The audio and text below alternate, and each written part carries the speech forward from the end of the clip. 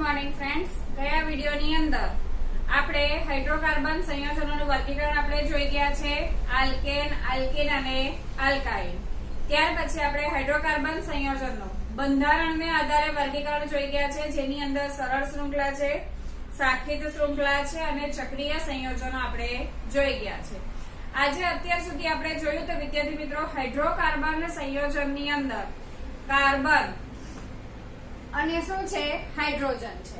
કાર્બનની જે સંયોજકતા છે એ કોના દ્વારા સંતોષાયેલી છે? તો હાઇડ્રોજન દ્વારા સંતોષાયેલી છે.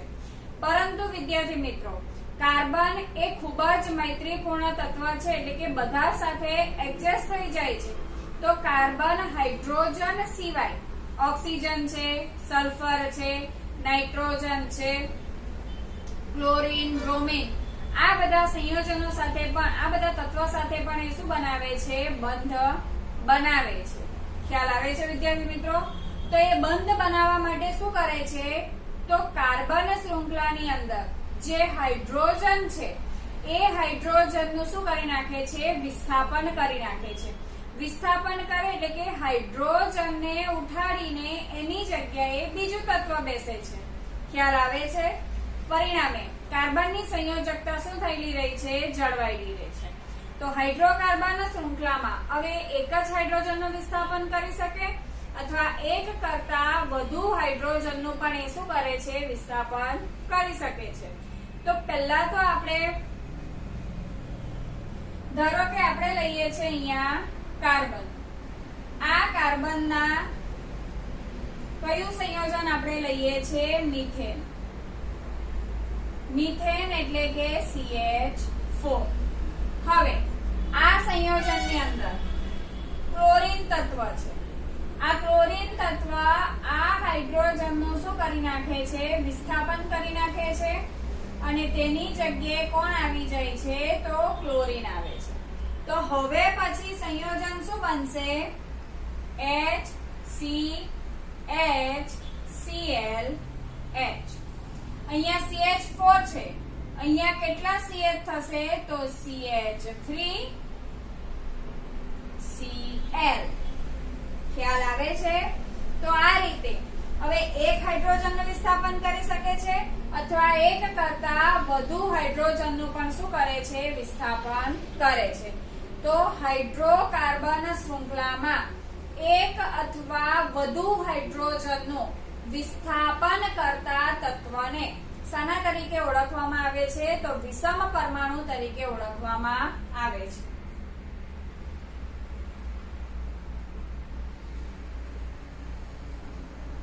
હાઇડ્રોકાર્બન શૃંખલામાં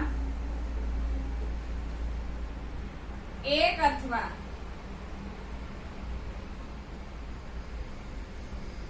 વધુ હાઇડ્રોજનનું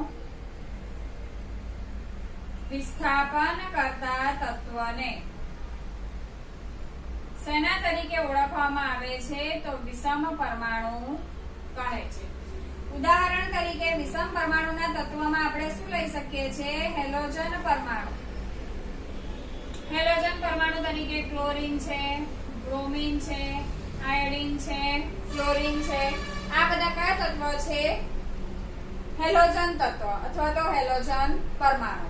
અહીંયા આપણે મોટે ભાગે બે જ તત્વની વાત કરવાની છે, ક્લોરીન અને બ્રોમિન. ખ્યાલ આવે છે વિદ્યાર્થી મિત્રો? હવે બીજું આપણે લઈએ ઓક્સિજન, નાઇટ્રોજન, સલ્ફર.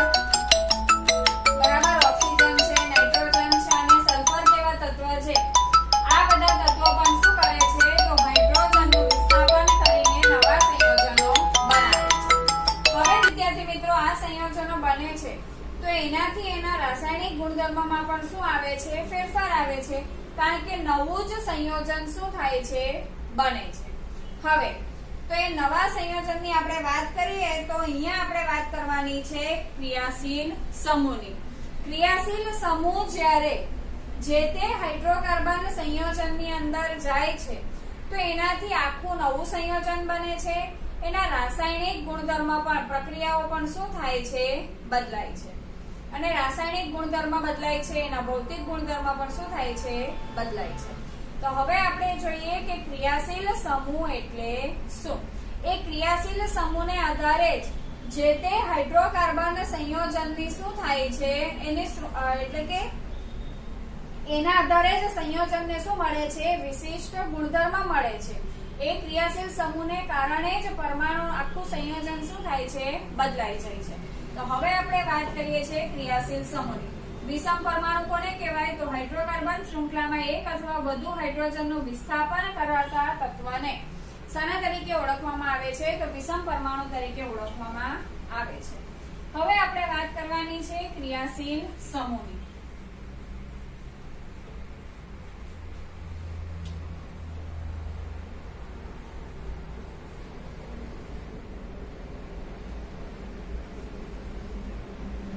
ક્રિયાશીલ સમૂહની આપણે વાત કરીએ વિદ્યાર્થી મિત્રો,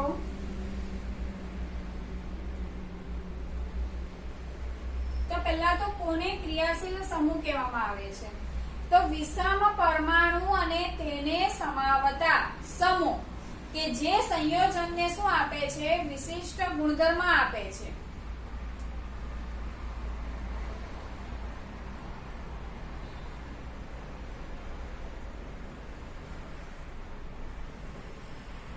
વિષમ પરમાણુ અને તેને સમાવતા સમૂહો કે જે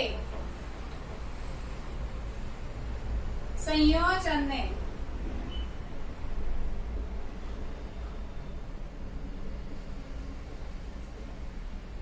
વિશિષ્ટ શું આપે છે? ગુણધર્મ આપે છે. તો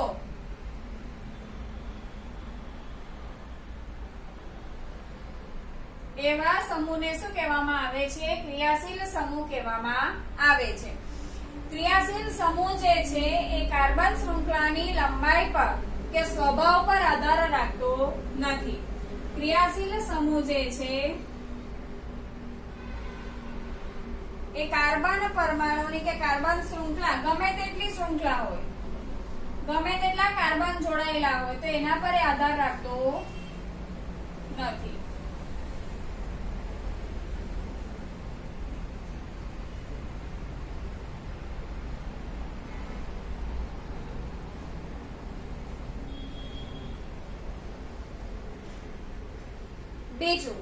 બીજું આપણે શું કહી શકીએ કે કાર્બન સંયોજનની જે લાક્ષણિક પ્રક્રિયાઓ છે જે કોના દ્વારા નક્કી થાય છે? કે જે પરમાણુ કે પરમાણુના સમૂહ દ્વારા નક્કી થાય છે તેને આપણે શાના તરીકે ઓળખી શકીએ છીએ? તો ક્રિયાશીલ સમૂહ.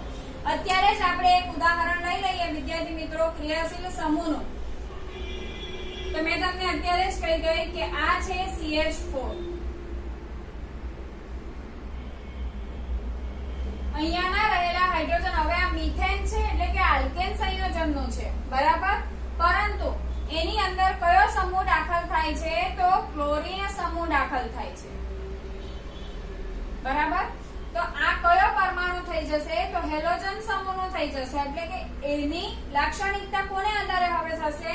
તો હેલોજનને આધારે એની રાસાયણિક પ્રક્રિયાઓ થશે. પહેલા એ હાઇડ્રોકાર્બન સંયોજનનું હતું, હવે હાઇડ્રોકાર્બનની અંદર એનું વિસ્થાપન, હાઇડ્રોજનનું વિસ્થાપન ક્લોરીન વડે થાય છે. તો એ કયા સભ્યનો એટલે કે કયા સમૂહનો બનશે? તો હેલોજન સમૂહનો એ બનશે. તો એની રાસાયણિક પ્રક્રિયા હાઇડ્રોકાર્બન સંયોજન કરતા કેવી હશે? અલગ હશે. એટલે કે કોના દ્વારા નક્કી થાય છે? તો એની અંદર જે પરમાણુ કે જે સમૂહ કે સંયોજનને શું આપે છે? વિશિષ્ટ ગુણધર્મ. તો અહીંયા ક્લોરીન એ શાના તરીકે ઓળખાશે વિદ્યાર્થી મિત્રો? ક્રિયાશીલ સમૂહ. ખ્યાલ આવે છે? હવે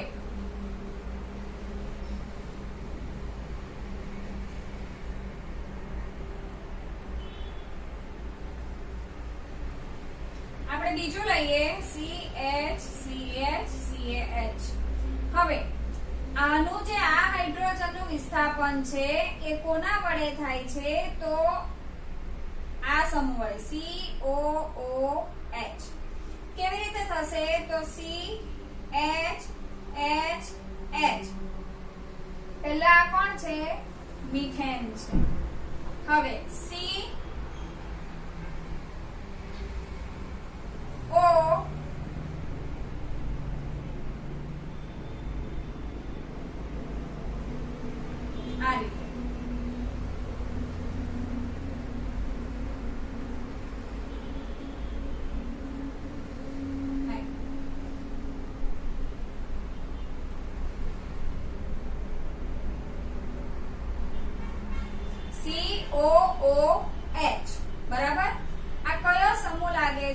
તો કાર્બોક્સિલિક એસિડ. પહેલા હાઇડ્રોકાર્બન સંયોજન તરીકે શું છે? મિથેન છે. પણ હવે શું બની જાય છે? તો હવે બને છે ઇથેનોઇક એસિડ બને છે. હવે એસિડ બની જાય છે. પહેલા આલ્કેન સંયોજનનો સભ્ય હતો, હવે શું બને છે? એસિડ. એસિડ છે એ શાના પરથી નક્કી થયું? તો આ COOH પરથી, કે જે એને એસિડ બનાવે છે. તો આ કાર્બોક્સિલિક એસિડને આપણે શાના તરીકે ગણી શકીએ છીએ? તો ક્રિયાશીલ સમૂહ તરીકે. અહીંયા તમને કોષ્ટકની અંદર જુદા જુદા ક્રિયાશીલ સમૂહ આપેલા છે જેને આપણે વાત કરીએ. આ Cl જે છે એ હેલોજન સમૂહ છે. તો કયા વિષમ પરમાણુને સમાવે છે? તો Cl ને. હવે આપણે વાત કરીએ ક્રિયાશીલ સમૂહના કેટલાક ઉદાહરણની આપણે ચર્ચા કરીએ.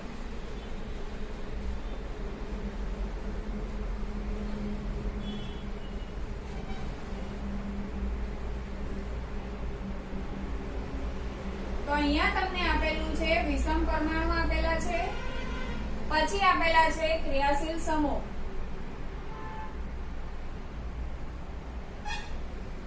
અને ત્યાર પછી આપેલા છે ક્રિયાશીલ સમૂહના સૂત્ર.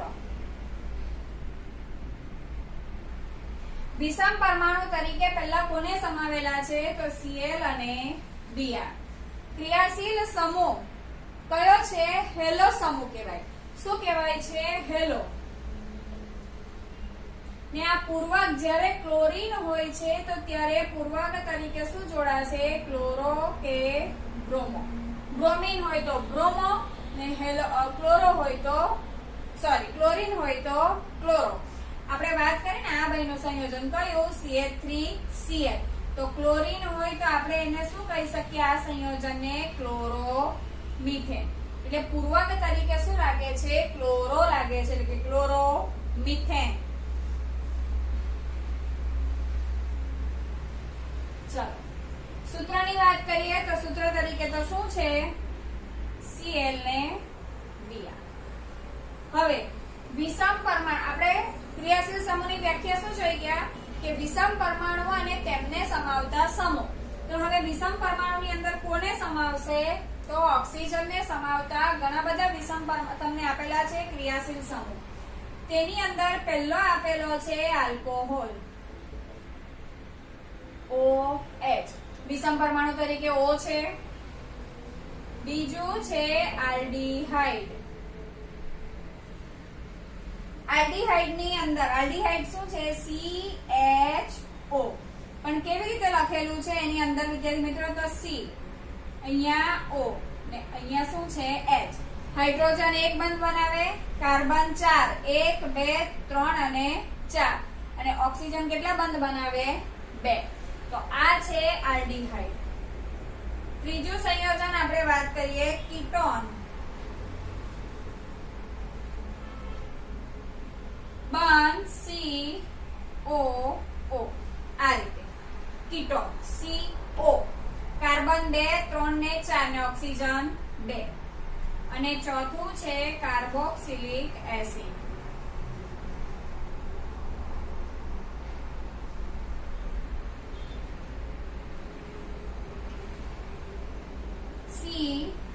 COOH. ઓક્સિજન કેટલા બંધ બનાવે? 2. એક આની સાથે બનાવશે કાર્બન સાથે અને એક હાઇડ્રોજન સાથે, એટલે 2 બંધ થઈ ગયા.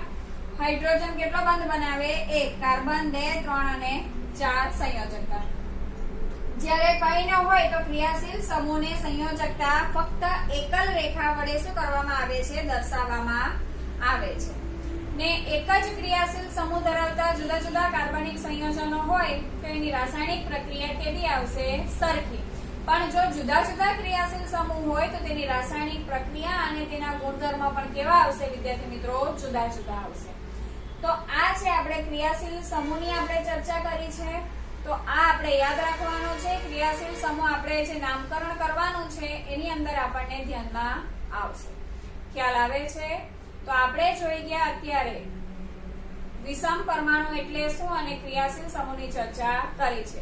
હવે આપણે જોવાનું છે વિદ્યાર્થી મિત્રો સમાનધર્મી શ્રેણી એટલે શું.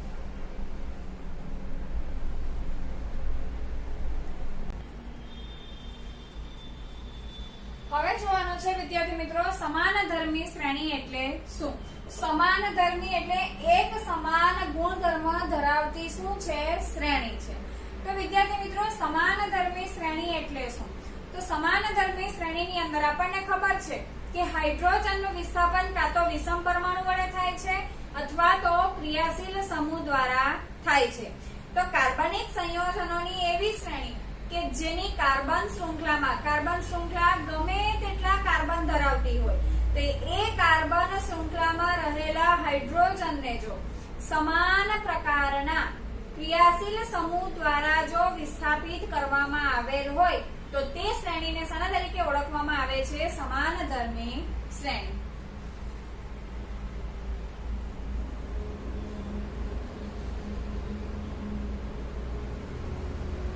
તો કાર્બન સંયોજનની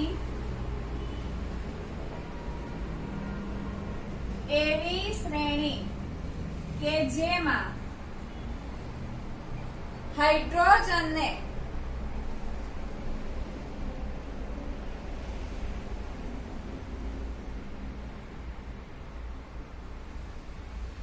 કાર્બન શૃંખલામાં રહેલા હાઇડ્રોજનને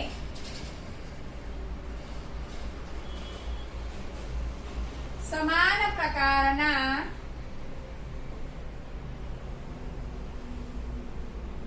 ક્રિયાશીલ સમૂહ વડે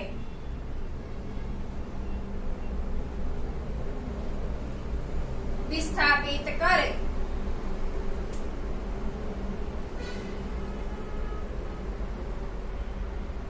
વિસ્થાપિત કરવામાં આવેલ હોય તો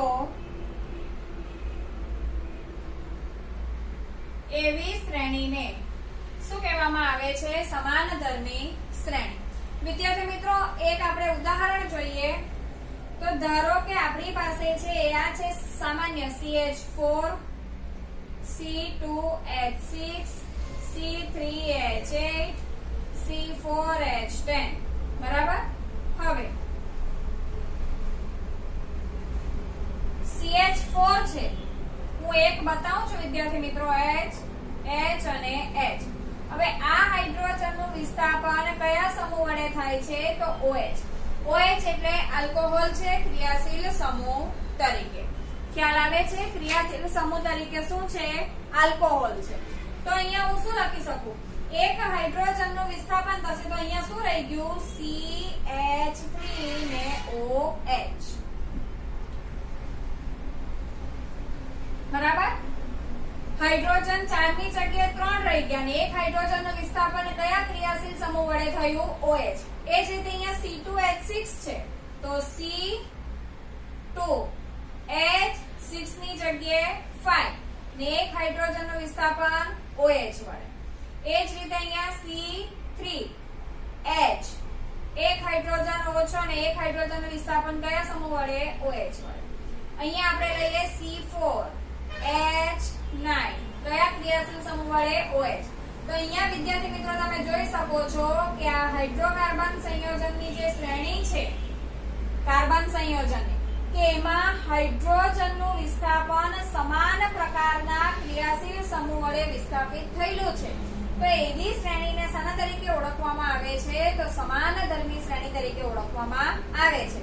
તો આ વિદ્યાર્થી મિત્રો કઈ શ્રેણી છે? તો સમાનધર્મી શું છે? શ્રેણી છે. ખ્યાલ આવે છે વિદ્યાર્થી મિત્રો? હવે અહીંયા હું જે વાત કરું છું, હવે આપણે જો સમજવું હોય જોઈએ આપણે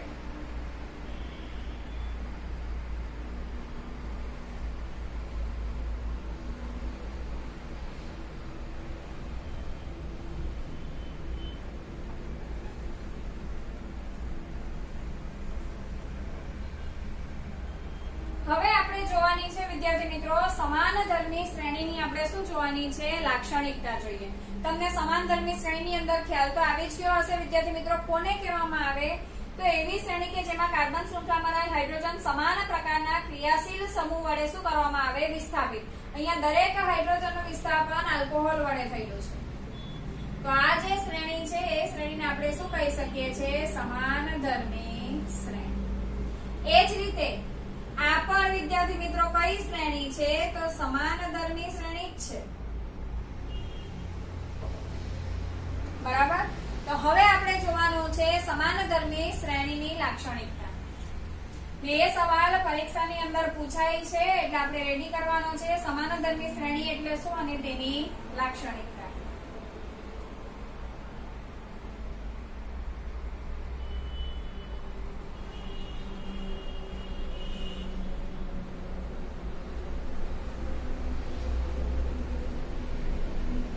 દરેક મુદ્દાને આપણે લખીને સમજતા જઈશું વિદ્યાર્થી મિત્રો. સમાનધર્મી શ્રેણીના દરેક સંયોજનમાં રહેલા તત્વ અને ક્રિયાશીલ સમૂહ કેવા હોય છે? સમાન.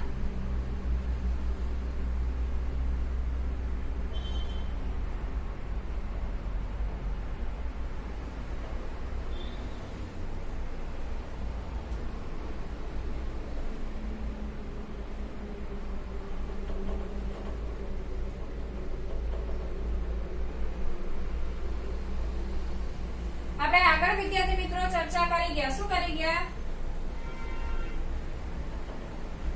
આપણે જોઈ ગયા ને આ રીતે CH4 C2H6.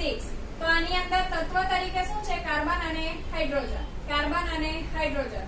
C3H8 કાર્બન અને હાઇડ્રોજન. એ જ રીતે આપણે અહીંયા જોઈ ગયા આ તત્વની વાત કરી.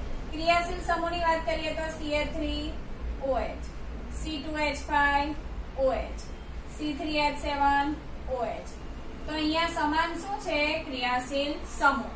તો શ્રેણીમાં રહેલા તત્વ અને ક્રિયાશીલ સમૂહ કેવા હોય છે? સમાન હોય છે, બરાબર. શ્રેણીના દરેક સભ્યોને સામાન્ય આણ્વીય સૂત્રથી આપણે શું કરી શકીએ છીએ? દર્શાવી શકીએ છીએ.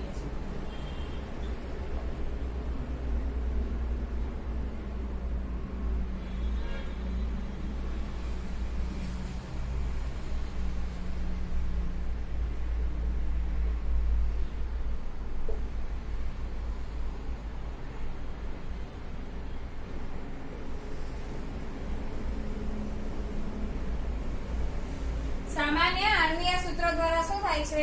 દર્શાવી શકાય છે. જેમ કે આ છે વિદ્યાર્થી મિત્રો આલ્કેન સંયોજનો. ધારો કે આલ્કેન શ્રેણી હોય તો આપણને ખબર છે CnH2n+2, બરાબર. આલ્કેન શ્રેણી હોય તો CnH2n+2.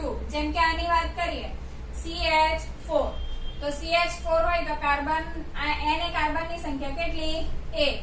પછી H 2 1 + 2 શું થશે? C હાઇડ્રોજન 2 * 2 2 ને 2 4 CH4. ચલો બીજું જોઈએ કાર્બનની સંખ્યા 2 H 2 2 + 2 C2 H 2 * 4 ને 2 6 આવી ગયું C2H6. એટલે કે આલ્કેન શ્રેણીને આપણે સામાન્ય સૂત્ર દ્વારા શું કરી શકીએ છીએ? આણ્વીય સૂત્ર દ્વારા દર્શાવી શકાય છે. એ જ રીતે આપણે વાત કરીએ વિદ્યાર્થી મિત્રો આની, તો આનો આપણે આણ્વીય સૂત્ર CnH2n+1. 2 ની જગ્યાએ શું મૂકવું પડે? 1, કારણ કે 1 તો આપણે શેના વડે વિસ્થાપિત કરીએ છીએ? તો OH વડે. આ કરતા આપણે આનું આપણે શું લાવી શકીએ છીએ? સભ્ય. એના પછીનો આપણે સભ્ય લખી શકીએ છીએ. તો આ રીતે વિદ્યાર્થી મિત્રો. ત્રીજો આપણે એનું ઉદાહરણ શું લઈએ છીએ કે શ્રેણીના કોઈ પણ બે ક્રમિક સભ્યોના આણ્વીય સૂત્ર વચ્ચે કેટલો તફાવત હોય છે? તો CH2 જેટલો.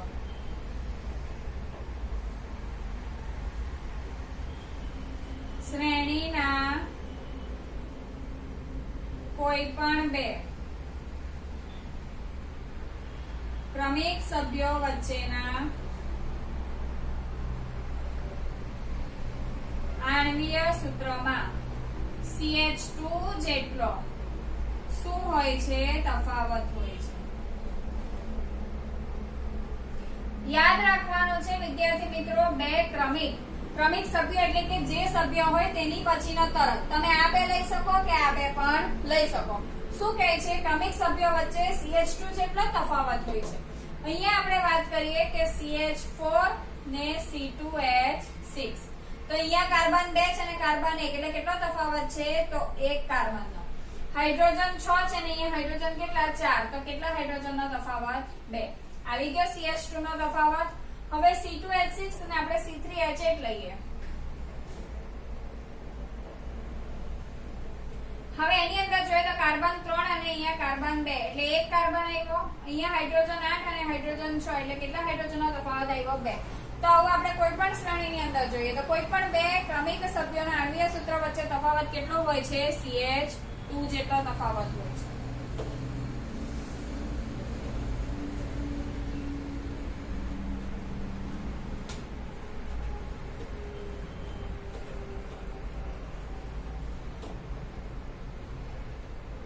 આગળ જોઈએ શ્રેણીના કોઈ પણ બે ક્રમિક સભ્યોના આણ્વીય દળમાં 14 U જેટલો શું હોય છે તફાવત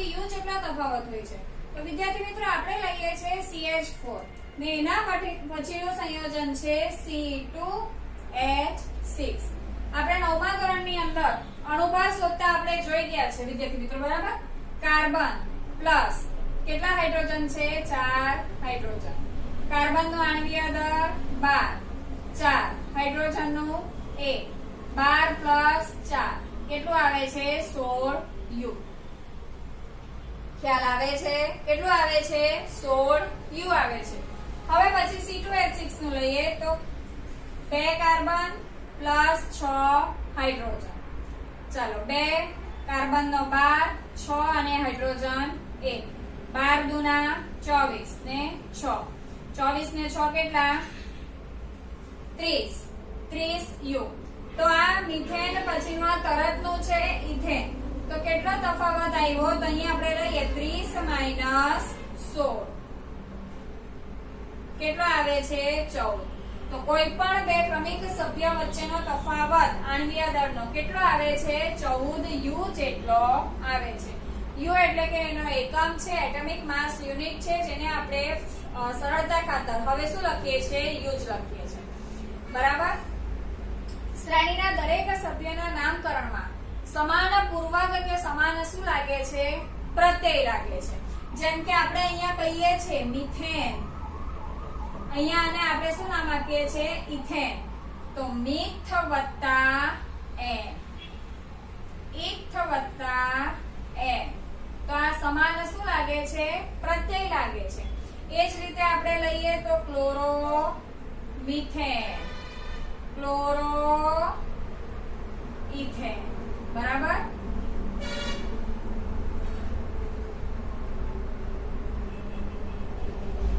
તો પાંચમો મુદ્દો આપણે શું લખીએ કે શ્રેણીના દરેક સભ્યના નામકરણમાં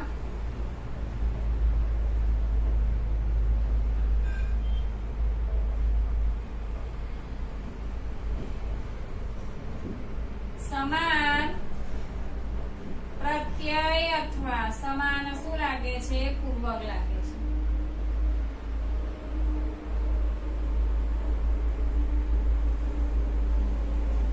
શ્રેણીના દરેક સભ્યની અંદર સમાન ક્રિયાશીલ સમૂહ હોવાને કારણે એની રાસાયણિક પ્રક્રિયાઓ પણ કેવી હોય છે સમાન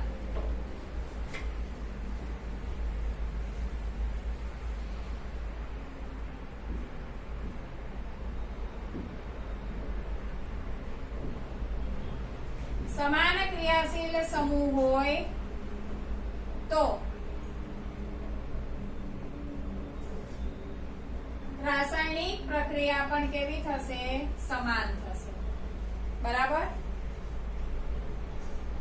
ને સમાનધર્મી શ્રેણીની અંદર આણ્વીય દળ જેમ વધે છે તેમ ભૌતિક દળમાં પણ શું ભૌતિક ગુણધર્મમાં શું જોવા મળે છે એટલે કે થોડું ડિફરન્સ જોવા મળે છે કારણ કે જેમ જેમ આણ્વીય દળ વધશે તેમ તેમ ગલન બિંદુ અને ઉત્કલન બિંદુ પણ શું થાય છે વધે છે બરાબર એટલે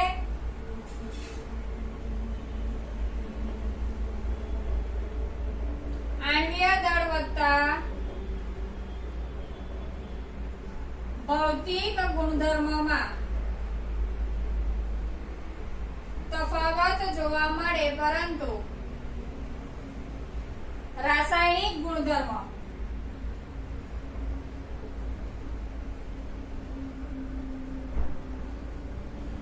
જળવાઈ રહે છે. તો આ છે વિદ્યાર્થી મિત્રો સમાનધર્મી શ્રેણીની લાક્ષણિકતા છે, જે પરીક્ષા માટે અગત્યની છે, એટલે આપણે કરવાની છે. દરેક લાક્ષણિકતાને ઉદાહરણ સાથે સમજાવી છે. બરાબર. Thank you.